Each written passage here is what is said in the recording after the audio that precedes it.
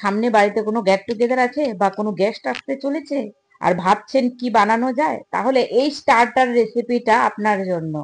হ্যাঁ বন্ধুরা, এটা একটা দারুণ রেস্টুরেন্ট স্টাইল চিকেন পকোড়ার রেসিপি আমি শেয়ার করছি, যা সার্ভ করলে কেউ বুঝতে পারবে না এটা বাড়িতে বানানো হয়েছে। দেখুন এটার টেক্সচার এবং কালার খুবই টেস্টি, অসাধারণ হয়। বিলিভ মি, একবার ট্রাই করে দেখবেন তাহলে বারবার বানাতে ইচ্ছা করবে।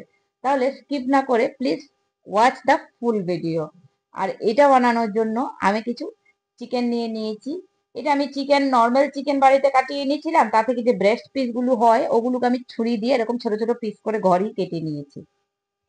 তারপর তাতে দিচ্ছি হলুদ, নুন, আর দিচ্ছি 1 চামচ মতো আদা রসুন বাটা, আর দিচ্ছি কিছুটা পরিমাণ রেড চিলি পাউডার, আর যাবে কিছুটা পরিমাণ লেবুর রস দিয়ে এটাকে সফট হওয়ার জন্য মিনিমাম 1 ঘন্টা, অথবা আমি এটা আগের দিনই রেডি করে রেখেছি। হ্যাঁ, আপনার মনে হচ্ছে গেস্ট আসছে, আপনি তাহলে এটা আগের দিন এভাবে প্রিপেয়ার করে ফ্রিজে রেখে দেবেন, আর যখন ভাজবেন তখন সঙ্গে সঙ্গে বার করে এটা বানানো যায়। বাস পরের দিন আমি এটাকে বানিয়েছিলাম।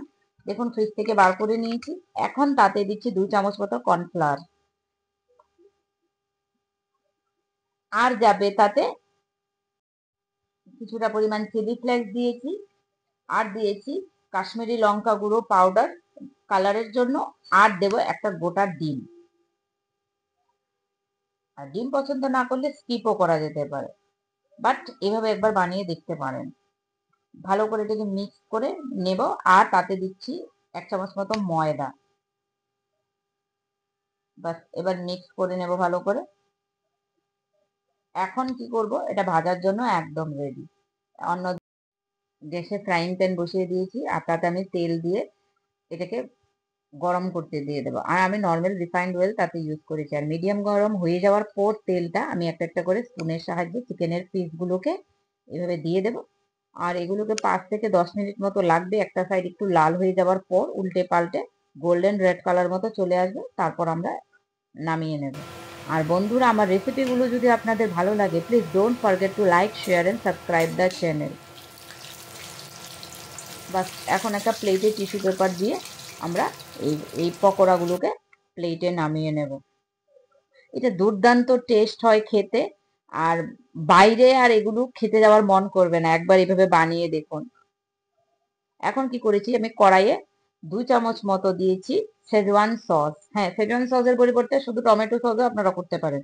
আর 1 চামচ দিয়েছি টমেটো সস, আর 1 চামচ মতো আমি নর্মাল ওয়াটার ইউজ করে এটাকে একটু নাড়াচাড়া দিয়ে একটা সস বানিয়ে নিচ্ছি ভালো করে। ব্যাস সবগুলো মিক্স হয়ে যাবে একসঙ্গে।